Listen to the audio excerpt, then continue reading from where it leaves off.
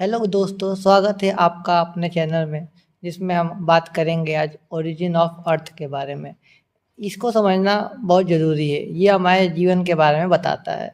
ठीक है, इसलिए इसको हम लोग स्टेप बाय स्टेप समझेंगे ताकि कॉन्सेप्ट हम लोग का इतना मजबूत हो जाए कि आगे किसी भी प्रकार का कोई कन्फ्यूजन ना हो।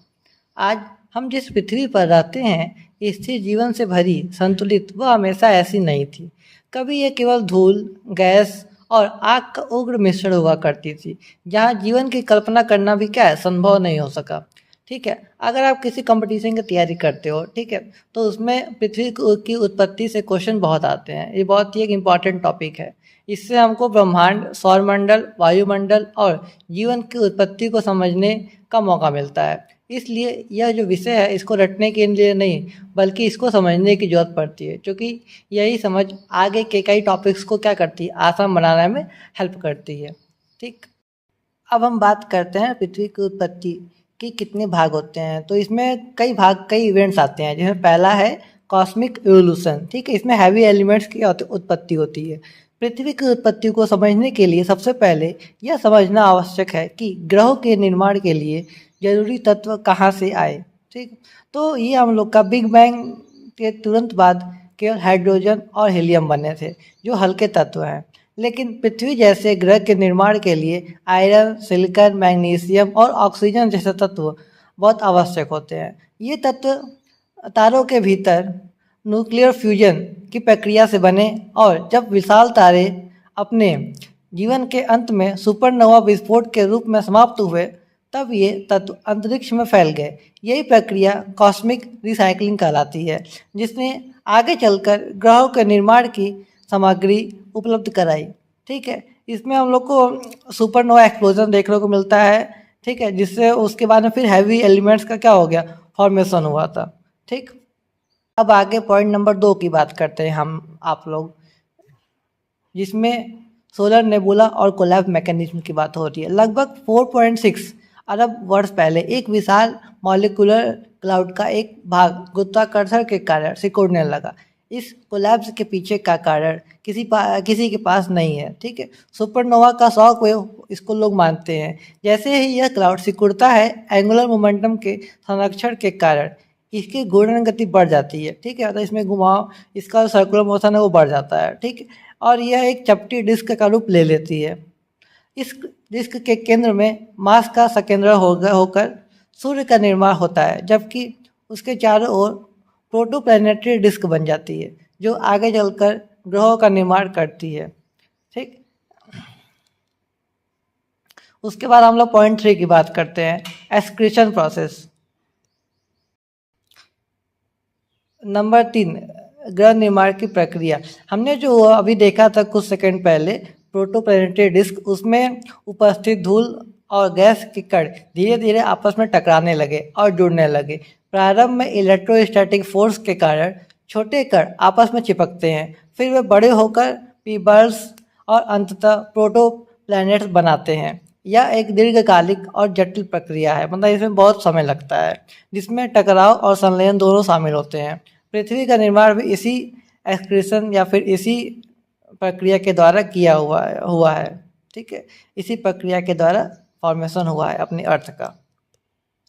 जब पृथ्वी का निर्माण हुआ, ठीक है, तो इस समय इसकी अवस्था बहुत ही उग्र थी, मतलब कि बहुत ही इतनी गर्म थी कि यह मैग्मा ओशन फेज बोला जाता था इसको, क्योंकि इसमें हमेशा काइनेटिक एनर्जी, रेडियो एक्टिविटी के हमें लगातार हो रहे थे इसमें।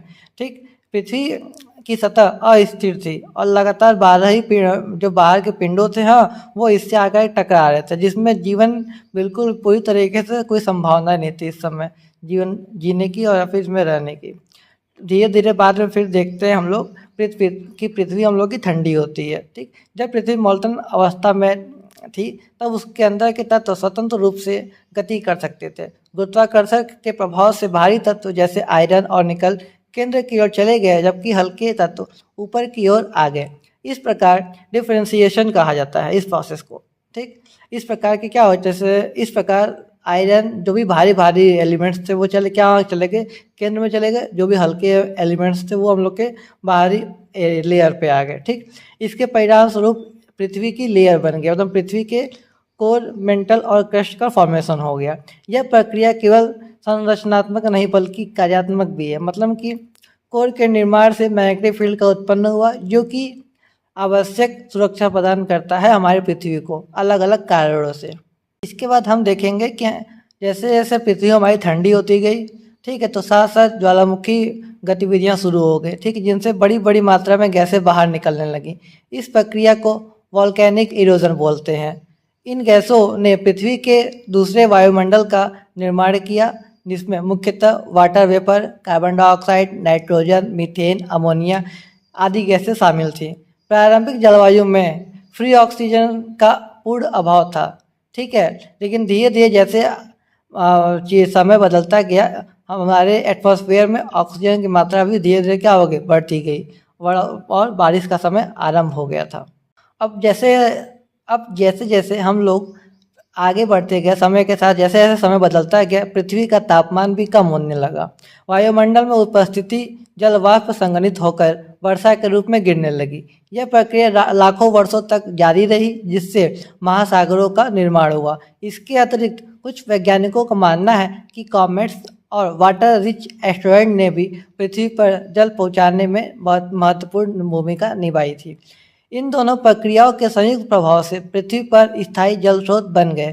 पृथ्वी पे जो बरसात हुई थी, पृथ्वी पे जो बारिश हुई थी, लोगों का ऐसा मानना है या साइंटिस्ट लोग ऐसा कहते हैं कि ये कोई 1-2 दिन की बरसात नहीं थी। ये बरसात काफ़ी महीनों, काफ़ी सालों तक लगातार होती रही थी, जिसकी वजह से आज हम लोग को 70% पानी पृथ्वी पर देखने को मिलता है।